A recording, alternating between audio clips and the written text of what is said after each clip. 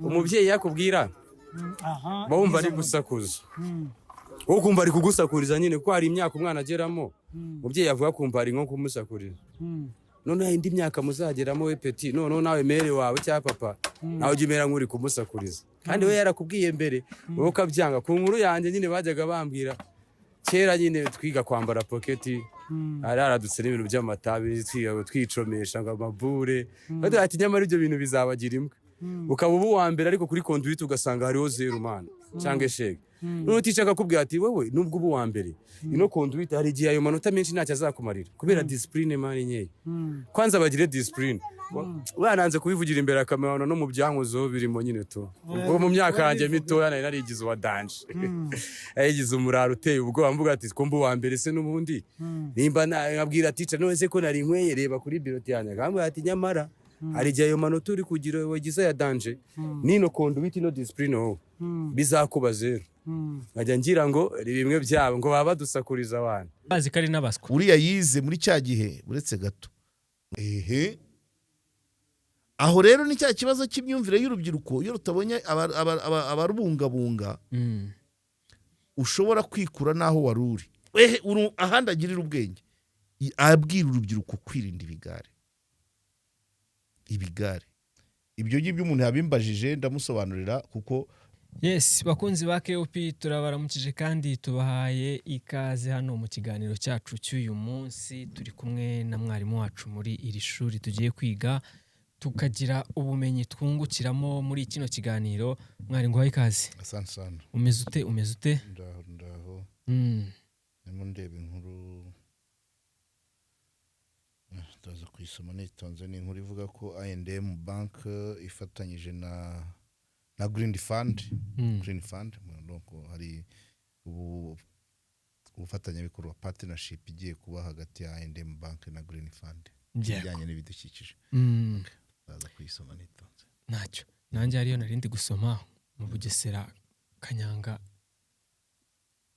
yarituye abantu yabishe 17 bose ntago uyu munsi bimaze iminsi byapimwe nyine uyu munsi oya hamenyekanye ngo icyari kiri muri cyari kizwi iyo nkuru no kwifatira ariko ntabwo ufite ubushe twarabivuze ibijyanye n'inzoga na gahunda no kugenda bashakisha abazicuruza bazikora n'abaziranguza umukwabo warabaye hanyuma bigera aho ngaho Bugesera minisitiri wa Minaloc yarayisuye nibyo twari twarasabye ko Minisante ikagaragaza uburwayi bw'abo bantu ko baba barwaye nashima RBC yasohoye itangazo igenda yerekana n'ibimenyetso by'abantu banyweye bene izo nzoga harimo kugira umutwe kuribwa umutwe guhuma amaso hypertension kuzamura umutima ugatera cyane gucika udutsi tw'ibwonko kwangirika kw'impyiko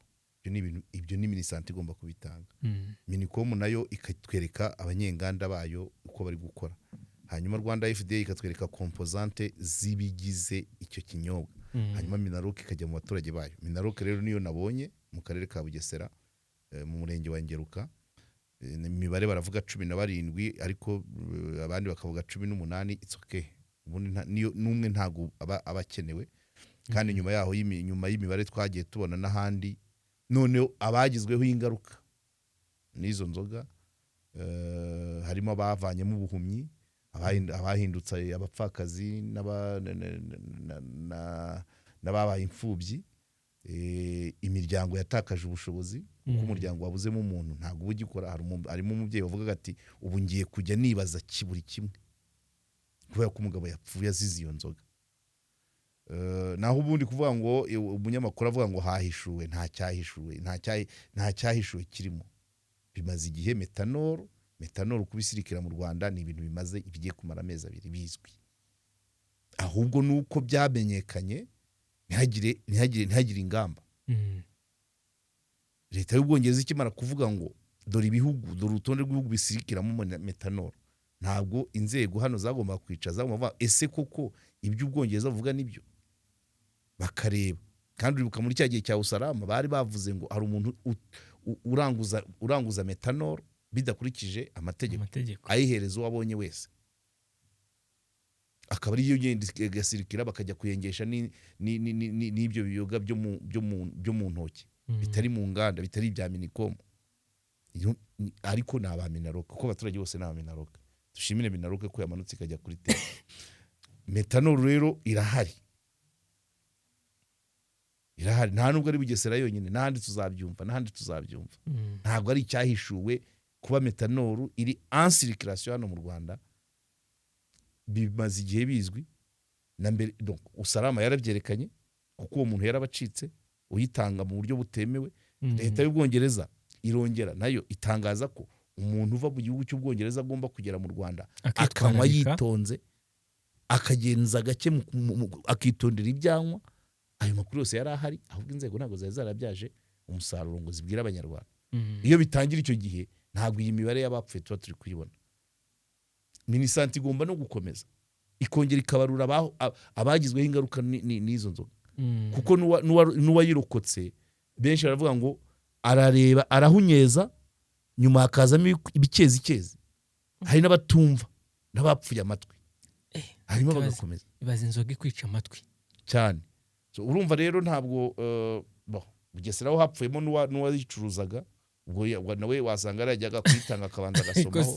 Ni gutuzi ko washyizemo n'ibintu byica nawe ukamenya. Ntabwo ari wayikoraga manza yarayiranguraga kuko abizi ntabwo yagomba kugira akavuga ukuntu bayicuruzaga ntayihuwa abonye wese akaba afite abantu be ajya gutereka mu kikari kujya ko yarazi ko inzego z'umutekano zamufata. Yabanje kwica abarimu ubwo icyo ni igihombo ku gihugu. Akazi bakoraga nabo bandi bose havuzemo n'umusaza wakorewe urugomo ari mu murima. Umuntu wari wanyoye ibyo biyoga bukeye mu gitondo bahurira mu murima, umwe yari mu murima w'imyumbati undi ari mu umuceri amusangayo aramutema.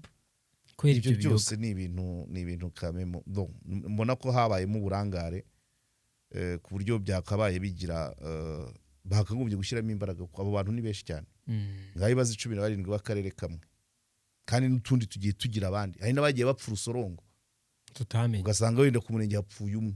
Icyo ntabwo wabimenya nuko hano byafatiwe ingamba nkaho ni nk'icyorezo ariko babirebe hose mu turere twose izo nzoga zengerwa mu ntoki mu bishanga byose babirebe. Hanyuma wenda hasigare abanyenganda baba barasabye kuvuga ngo turakora gutya dufite ibikoresho ibi n'ibi none ntibabikoresha nka kurya basanze Salama yari ifite imashini nzima ariko ifite byinshi bikorerwa mu gikari. So rero ntago gukoresha guhahishuwe twari dusanzwe tubizi twanabikozemo ikiganiro. Hari umwana w'umusore warangije kaminuza mu by'itangazamakuru ariko kugeza ubu ni umukarani avuga icyongereza cyiza pe. Yewe naramwumvise avuga icyongereza cyiza. Ntabwo ari cyo gipimo cy'ubwenge ariko nanjye ariko sibyo nshingiyeho. Ntugahere kuri icyo abakivuga neza bose siko ari abahanga sinako bizi. Ariko nanjye simvuze ngo ari umuhanga. Ushobora no kurwigira mu kazi. Simvuze ko ari umuhanga nta kintu cy'ubuhanga navuze. Navuze ko yarangije mu ishami ry'itangazamakuru ariko nta kazi afite ni umukarani ari kuvuga icyongereza cyiza niko navuze. Imizigo atwara se ni abandi y'abanyarwanda muri rusange bo barakizi se ba nyiri imizigo barakizi. Wasanga hari abo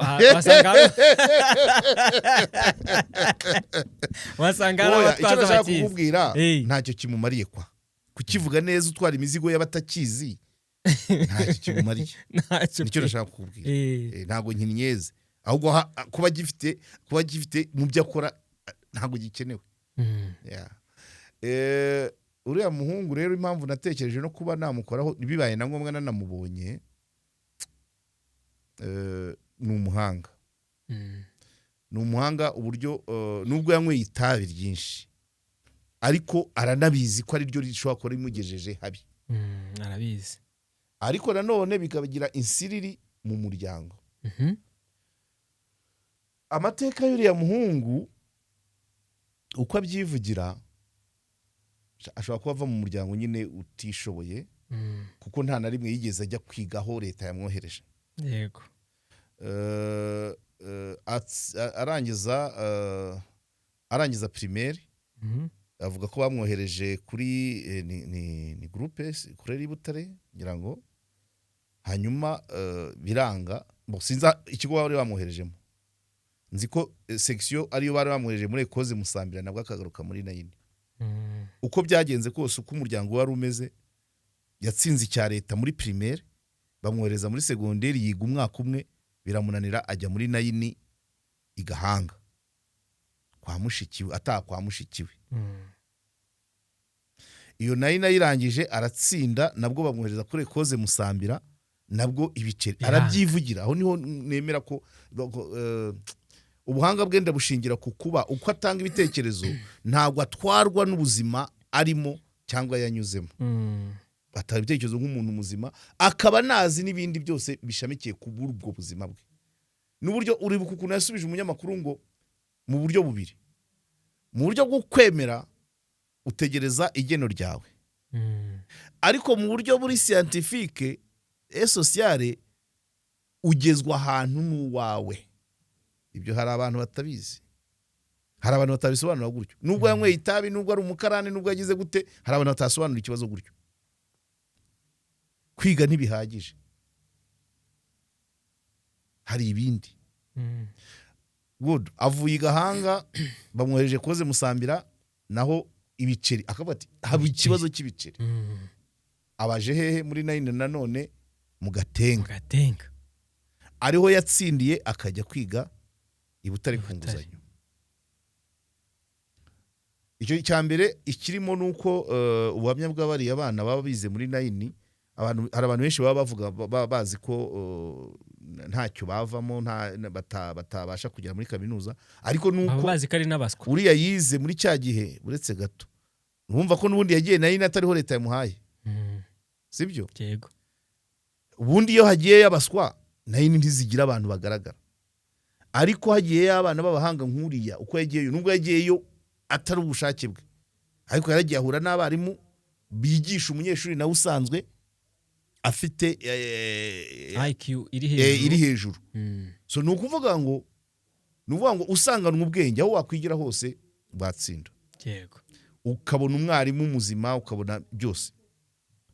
So nuvuga ngo ibyo abantu twita ngo abahanga kuko ko bize mu mashuri meza akenshi abarabaswa ahubwo bagahura n'ikigo gifite ibikoresho n'abarimu bashyiramo imbaraga nyinshi. Uriya we ntazasabwaga. Nishwe.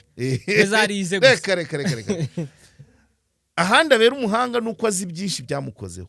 Umuryango mubi ariko icyambere cy'isomo nuko Nayini zifite abana bazima nazo zagira abantu muri kaminuza.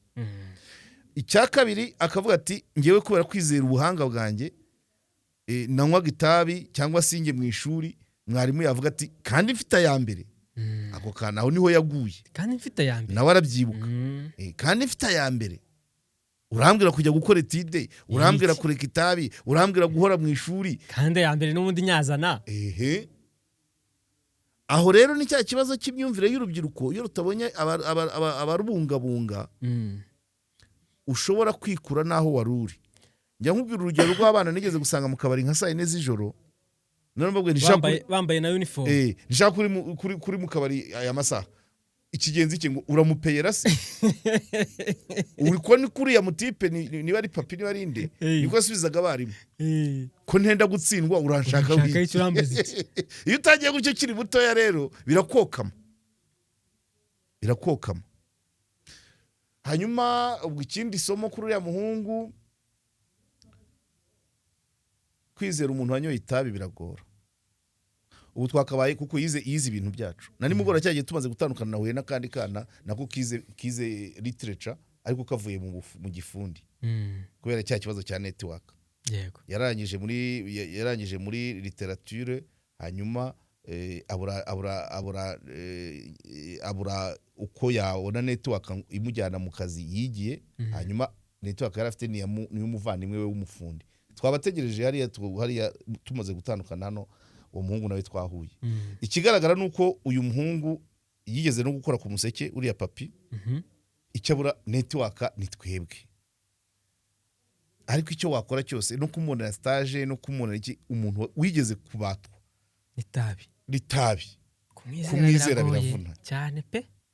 yakwizerwa n'umuvandimwe we cyangwa uwamubyaye, umuntu w'iruhande ntabwo wamwiteza, ko rimwe na rimwe agira n'amahane, cyangwa se urumva umuntu ubwira mwarimu ngo uranshakaho iki ko mbu wa mbere, biragoye. Ubwo no mu kazi yabizana. Ndavuga muri rusange njye namwizera n'ubundi tuzakomeza nimbasha kuvugana nawe turebe icyo twakora. Ariko umuntu wigeze kunywaho itabi ririya rya siporo, simbizi twayitaga Embassy Nyungwe, ariko umuntu wigeze kunywa urumogi biba bigoye kugira ngo abivemo. Ariko uriya waracyafite akantu, aracyabyibuka cyane ko avuga ko yagiye kwa Kabuga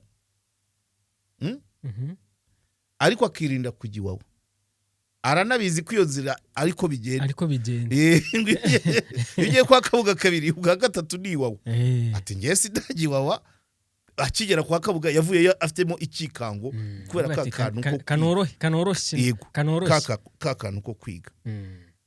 Ariko abaye atiba, abaye atagira urundi rugomo, akazi arimo ni amabura kindi nyine kubera kutagira iyo network. Ariko hanze iyo network bakanamutinyira iryo tabi. Ntabwo avuga uko yavuye ku Museke, nyuma yo ku Museke ngo yakoze mu bintu bya betting, ari akora nko kuri reception yagurisha amatike, ariko kugira background irimo ririya tabi rubandi kwizera n'imbarwa pe no kugucumbikira simbizi yo gukora. Birasaba ko abaza akikuramo ibyo. Niba byashoboka ko arireka burundu akagira byinshi ahindukamo, societe yamwizera. Nubwo ava mu muryango utishoboye, ariko noneho itabi kugira azabone umuntu umwizeye, nakubuzamu biragoye. Twebwe iyi domene birashoboka. Aravuga ati Adobe Premiere ati ndebaho. Ari yindi mukoresha ni Photoshop ndebaho. Wara. Ibyo gukora kuri uriya muhungu birahari. Ikibazo nta base afite. Ni imihanda n'ikiganiro yakiyobora akacyeditinga, sibyo? Akajya kuri social media, agakora, akajya kuri TikTok, yashobora kuyobora ikinyamakuru online, ariko ariwe nta base n'abakamwizeye. Itabi ni ikibazo. Ni ikibazo, ariko buriya byanze bikunze nyine mfite icyizere ko azavamo umuntu, kuko we arabyiyumvamo, azi naho yaguye, azi n'ibyo yazize. Kunywa itabi, kutiyumva ko ari umuntu ugomba kujya munsi y'abandi bamufiteho ububasha ngo bamugorore. Urumva niba ufite background yo kubwira abarimu ngo mumveho njyewe manota ndayabona, akaba ari akantu katari keza. Ngende umuhanga gutyo. No kumva umuntu urangije kwiga ajya kwa Kabuga ukuntu yabivugaga n'ubuzima bwaho, ikiza nuko yavuyeyo akirinda ko yagwa mu kituma giwawe. Buriya rero ni nk'amahirwe yagize, sinzi n'ukuntu uriya munyamakuru yamugezeho. Nabonye n'ikindi kiganiro cya kabiri avuga abantu bamwe abo biganye, ariko hari icyakorwa. Ntabwo nakivuga promoma ntarabonana nawe, nanjye ngo nimwirebere ndebe niba ari umuntu wafata umurongo. Ariko wamuha ikibazo, ushobora kumuha machine, ushobora kumuha ikinyamakuru online, wamuha machine akayitanga bakamuha urumogi. Ibyo kugira ngo nta muntu wapfa kubyizera, nicyo kibazo. Niyo societe turimo. Umuntu wanyweye urumogi kumwizera, nta niyo telefone nayo. Voilà. Ibaze rero wimya akazi undi muntu ufatika, ukajya kuri uriya ngo nuko afite skills cyangwa se yaciye mu bibazo, nabyo nukwibaza kabiri. Yego. Nukwibaza kabiri, niko kumuha ibyo utagikeneye. Kavuga ati imashini nashaka yitwara, ubwo nyine nzihombera. Ati telefone nuko. Urabyumva? Ariko ntabwo twatereye. Numva namugira inama byaramenyekanye akajya nko muri rehab, akijyana yose akajyanwayo. Rehab ntabwo ari ngombwa, kira kigo barase barehabilitinga kurusha societe. Isufi yo kugira inshuti nziza. Ahandi agirira ubwenge, abwira urubyiruko kwirinda ibigare. Nawe ubwe rero ntibazi ko ibigare bibi bishobora kugutesha umurongo. Rehabilitation iba yatangiye. Iyo uzi ko ugomba kwirinda runaka, ukirinda iki ngiki, wihaye amasaha yo gutaha, ukagira ibyo wirinda mu bijya mu mubiri wawe, ugahitamo inshuti nzima, biba byarangiye amezi 3. ntago uri mu buzima rusange nk'uko nguko ari hanze, ntago ntekereza ko yabibasha ari wenyine ku giti cye. No, birakubivamo n'ibintu byoroshye. Icyambere kuba byumva we muri we kandi akabazi n'impamvu abirimo yabivamo. Nuko ikibazo cy'abantu bakoze kare akazi kuba ko bahembwa kuri buri muzigo ntago yategereza ukwezi. Buri kanya bari kubufata ku mafaranga nubwo bari make. Yego. Iyo adategereje ukwezi ntihahanda agurisha igikoresho kugira ngo abone bya bindi yakemuraga buri kanya. Kandi abandi abapansiyone, njya mbona abantu bita ngo n'abapansiyone. Pansiyone aba yaramenyereye gutegereza iminsi 30. Akaba ari gwatushe ku salaire. Natwe twese niko tubaho cyane. Mbere y'iminsi 30 ubifata, donc unuvuga ngo uyabona mu minsi 30 ukimenya ukayacunga. Wa wundi ufata ya buri saha kuri buri muzigo afataye, akabaguzemo isigara, akabaguzemo icupa, kuva muri ubwo buzima nibyo byamugora. Noneho nanone kubera kumenyera amafaranga yo gufatwa buri kanya, niyo ku munsi yaba wenda akorera bitatu, sibyo? Ubwo ni 90 mu kwezi.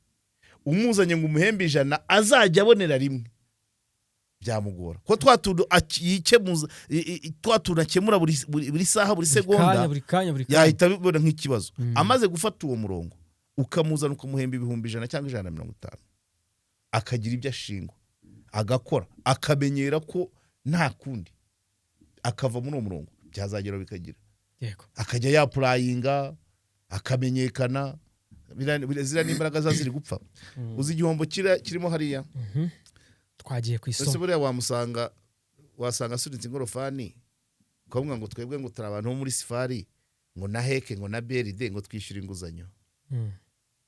Ariya buriya twarayahombye, igihugu cyarayahombye. None ingorofani agataro aho nguse wenda igikwa nabyumva ko waca kuri Gapita. Chef de chantier uriya muntu twaramwishyuriye muri kaminuza y'u Rwanda, mbere yo kumuhemba ujye umukata 8% uyaduye. Ariko se ku ngorofani ku muzigo wabibwira ndese? Wabibwira neza buri saha agira sebuja, sibyo? Buri saha agira sebuja. Ushobora kwiragira nyirawo afite nk'abasebuja nk'icumi. Aho yabagize amahirwe ubwo yabatahanye nk'ibihumbi 10. Mwayibaza uwo muntu n'abandi bameze nk'abariya mu kubatekereza tubaza turavuga ngo igihugu cyabashoyemo. Nubwo abantu bishyuzwa aya Safari ya BRD yo muri kaminuza, ariko n'abarimu ba primaire n'aba secondaire barahembwaga kandi igihugu cyabahembaga. Nawe imbaraga ze tuba twarazihombye. Niba yarize primaire akiga secondaire, ubundi umuntu arangiza secondaire afite imbaraga zakabaye zijya mu bindi zigakora, ntabwo akeneye kaminuza. Yego. Iyo amenya ko ari ruri yazapfa, ntabwo ari kwirwa ajya kaminuza, kuko bari gukorana n'abatarigeze bakanagera primaire. Aribo birirwana. Yego nyine. Ntabwo wakwiga primaire imyaka 3, secondaire 3 n'itatu ya kaminuza, ubwo ibaye 15. Imyaka 15 uri ku mutwe wa leta igutunze, ikwishyurira buri kimwe, ngo none nuvayo uze ukora akazi ka wa wundi utarigeze gora leta na rimwe, ajya no muri primaire. Yego.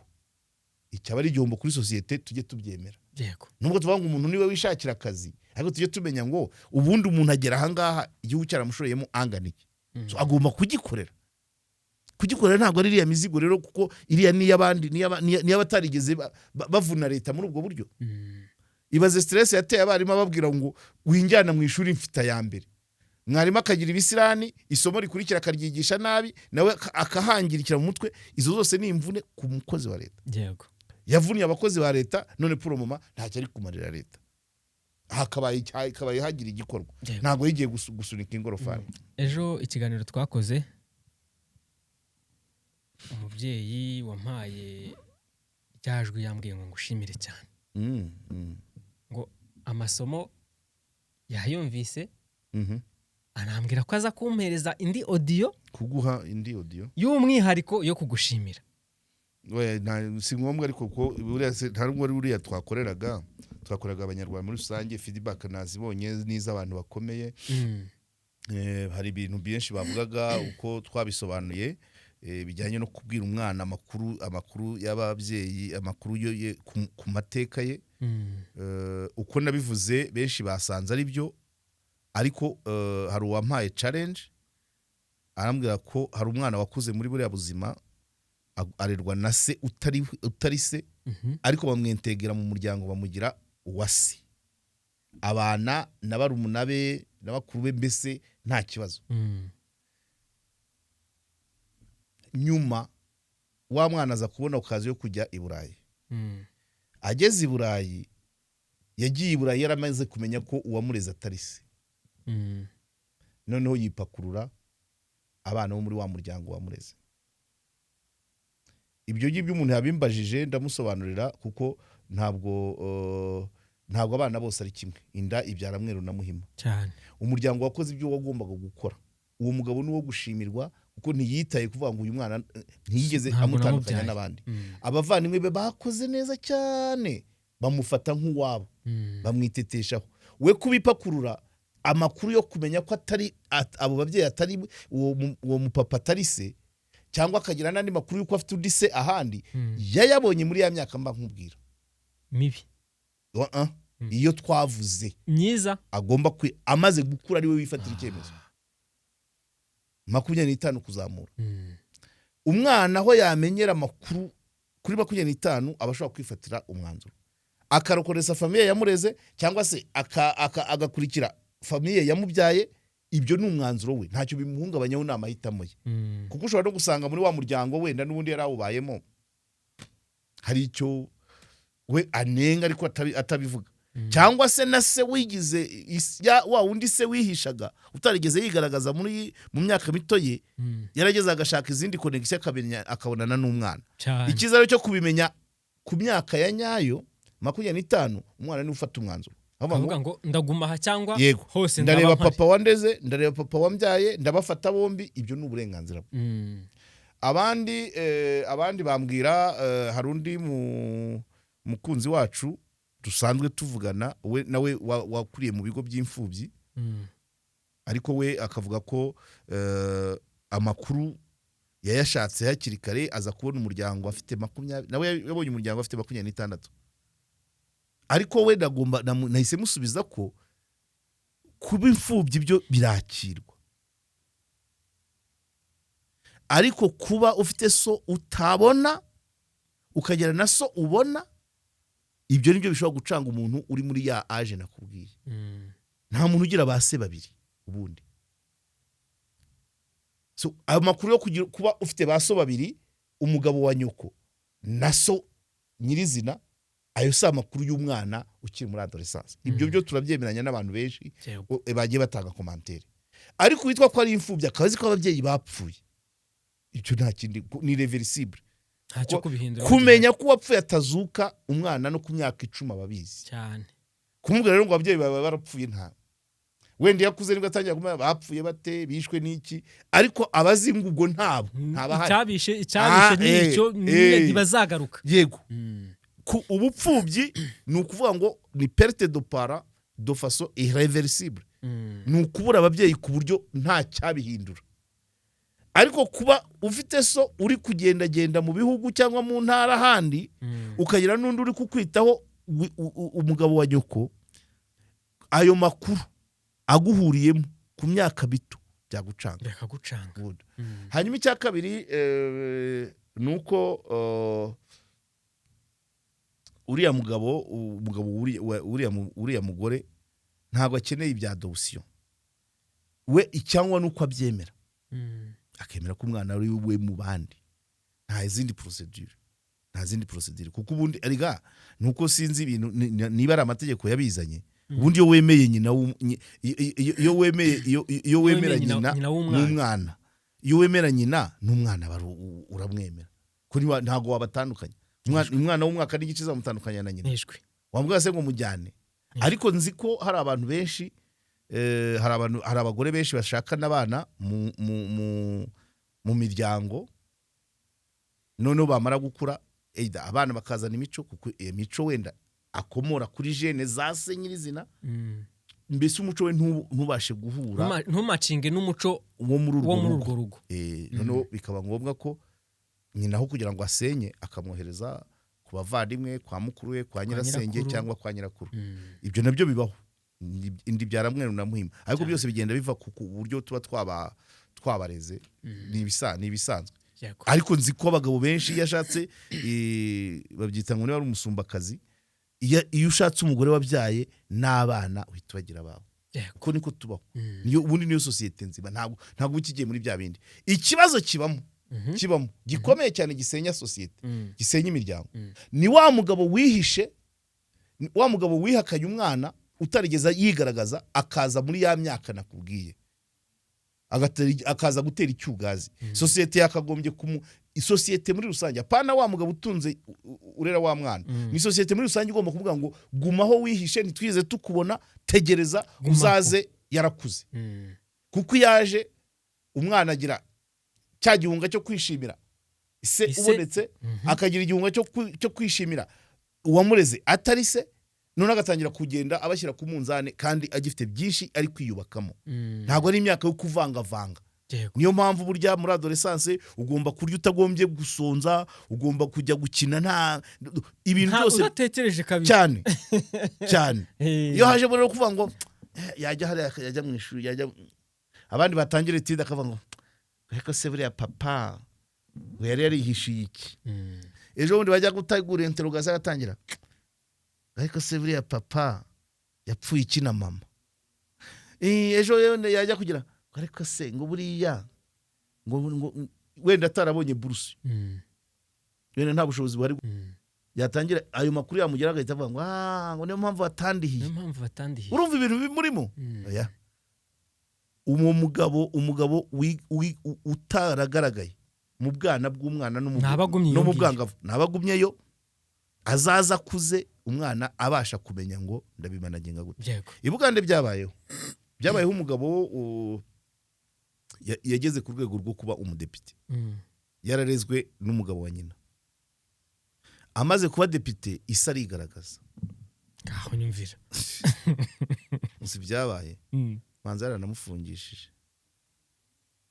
uwo mudepite yafungishije se ntizo wowe urakuze wize primaire secondaire urashatse uracyari urastasiragoringa muri ya mirimo yindi yo hasi ugeze ku rwego uhora kuri kamera kuri televiziyo isiko nibwo yigaragaje bati ndaje mwana wanjye oya ntago barakara umbemo n'urushyi rwabamo ndaje mwana wanjye umbemo n'urushyi rwabamo kuko akaba bimubaza ngo wari urihe yego so ibyo bita ababyeyi gito nyine ibyo na Premium Construction Group ni abayenjeniyeri beza cyane b'abahanga bakiri bato pe n'abajene baravanze abanyarwanda ndetse n'abanyamahanga mbese iyo ubahaye ibintu byawe biba biri mu maboko mazima bakorera hano i Remera mu marembo ya Rebu kuri anteni hari inzu nini cyane ya etaje uhita winjiramo mu gipangu ukahasanga Premium Construction Group bafite ishami i Rusizi ubwo na za Rubavu naho turenda kurishyirayo niko ntekereza ariko mubahamagare kuri 0784 42 yego cyangwa 078559 yego ejo ni kuwa kane igisope cyahumuye kwestara byarangiye inkoko hariya zirateguye agakwavu karateguye agahene ni munangi amafi firigo iruzuye mbese agatoki gatemeweho karari nihe nibibagiwe ko bazivana hariya haruguru ibumbogo bazivana ibumbogo bazibagiraho rwose nta hene yaho irara ejo rero rwose ni karibu hano kwa Sostene muri Vista Kigali ni karibu cyane ejo hari igisope hari screen nziza muzareberaho match hari biyari abashaka gukina ka biyari rwose ni karibu muri no kwenjoyinga gake igikoni cyo rwose sinabivuga hari sale y'inama byumba icyumba gifite saro icyumba gifite urubaraza nta hantu mbese ugera ukagirira ubuzima bwiza ni hano mu kizunguruko cyo kwa Nayinzira ugayiturira munsi y'umuhanda urabona icyapa kinini cyane kiri kwa Kamatara cyanditseho Vista Kigali naho ngaho rero mubahamagare kuri 0784 5 40 80 40. nibyo ngibyo hari rero. n'abandi ejo bundi ntago nakubwiye ejo bundi njya muri parike Nyandungu naho rero n'undi muntu w'umushoramari ukora nk'ibya Premium Construction Group ariko bo bubaka amazu menshi bakagurisha arimo arashaka ko tujyana mu ngamba ariko entreta afite amazu Maranyundo ku musozi wa Maranyundo abahazi mu karere ka Bugesera hari umuhanda mushyashya utambika ugera ku Gakiriro ugakomeza ahantu Sarongo yakoreraga ibitangaza so haruguru yaho ni wo mudugudu uri ntago ndajya kubusura ariko nyirawo twarabonanye dupanga ko tugomba nawo kuzawamamaza tuzakorana guhera mu cyumweru gitaha ubwo muri make nawe araba bimenye kuko twahuye avuga ati n'ubundi nari narakubuze ati numvaga uyu mudugudu ari wo uzawugurisha aho ngaho ni sawa cyane kabisa bizaza ari kibazo kabisa so ubwo bigomba kujya gushyirwa mu bikorwa ariko iminsi yagiye niba dusigaje kuwa 4 no kuwa 5 kuwa 6 tuzirirwa muri parike ku cyumweru dutangira amagare byanze bikunze ubu kuzajya gusura umudugudu wa Maranyundo ni mu cyumweru gitaha yego so kandi wakoze nawe sinjya mbona akanya ko kugushimira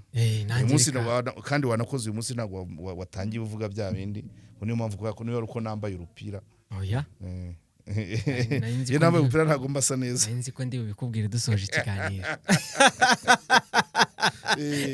ariko wambaye umupira mwiza by the way mwiza cyane pe wambaye umupira mwiza no muri kamera uragaragara neza nibyo burya si wo twajyanye muri wa muhanda uyu mupira ni mwiza cyane guheruka kuri kamera ni mwiza cyane kabisa kandi urarasa neza uri umusaza w'umujene reka ngushimire cyane mwari ugire umugoroba mwiza n'abakunzi ba KOP namwe turabashimiye cyane mu kiganiro cyiza muri kumva mukomeze mugikurikire munagisharinge n'abandi kigere kureba kirebe dore abantu muri iyi minsi mu mitima yabo harananiwe barebe ko hari icyo cyabamarira buretse gatoya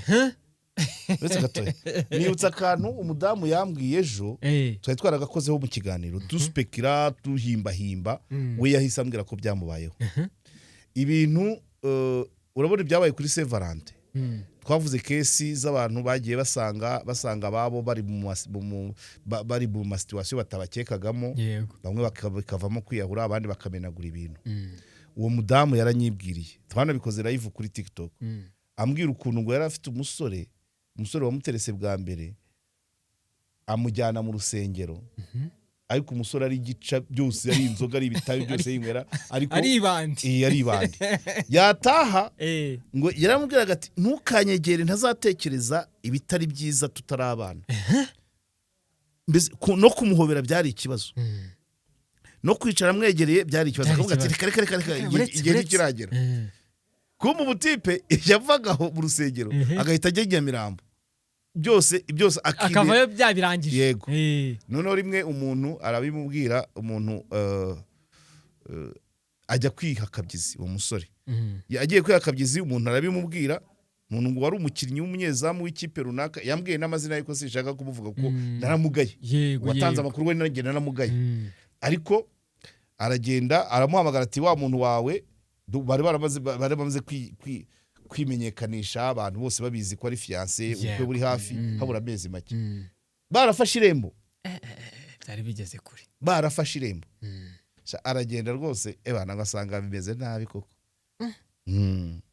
enfragranderi umukobwa ari karuma nyine arataha ariko nyine ngo ahita abwira umuhungu ngo fagitire yo gufata irembo yose genda ubyandike byose tubasubize ariko siko byagenze umuhungu yaraje asaba imbabazi ahamagara bagiye gufata irembo bakora inama ngo bahamagara iwabo w'umukobwa ngo bohereze umuntu ngo babijyemo umukobwa ati ntimugeyo byarangiye gute byararangiye nyine byarangiye umukobwa yihagaze yaravuga ati ntago nshobora ari mushiki wawe se aguze umuntu wa wakubeshye umufashe mutarigeze mubivugana ariko mwavuye mu rusengero yaravuga ngo ntunyegere ntatekereze ibibi igihe kitaragera naho afite uko aho abibonera ajya kwiyeranja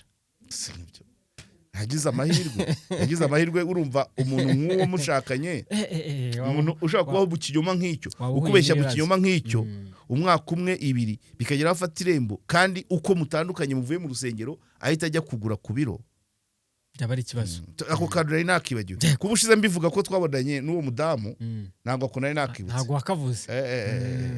ntabwo urumva iyo tubivuga abantu bagira ngo hari igihe tuba turi guhimba inkuru ntabwo ahangaha wowe yabivuze live aha ntiduhimba inkuru.